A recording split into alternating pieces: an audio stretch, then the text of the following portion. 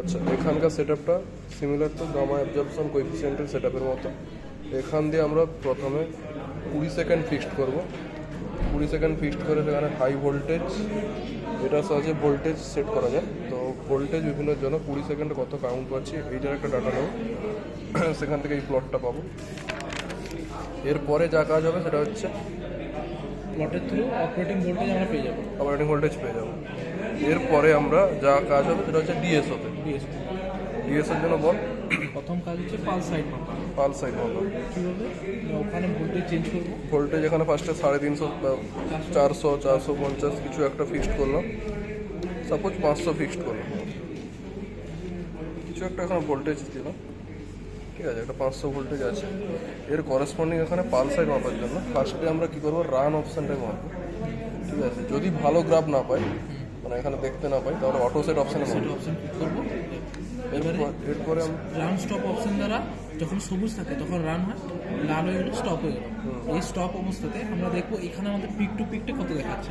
এখানে peak to পিকটা দেখবো, হ্যাঁ সেই ডাটাটা লিখবো। হ্যাঁ, ঠিক আছে, এরপরে আবার 400 করবো এখানে, আবার ভোল্টেজ আবার চেঞ্জ নেব, করবো, তার করেসপন্ডিং নেব। পিক টু পিক নেবো।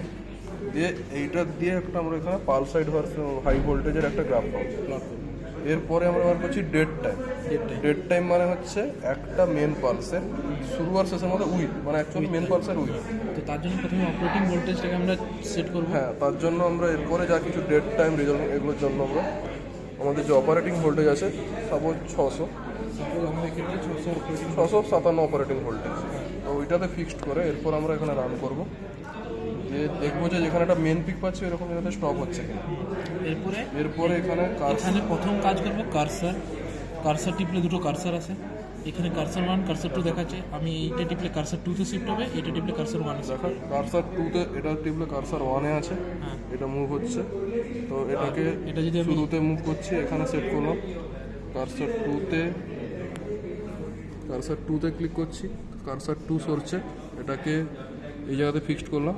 এই মুহূর্তে এখানে ডেল্টা, যেটা মানে টাইম স্কেলে, actually x Axis time scale, delta থেকে এখানে পাচ্ছি 200 মাইক্রোসেকেন্ড।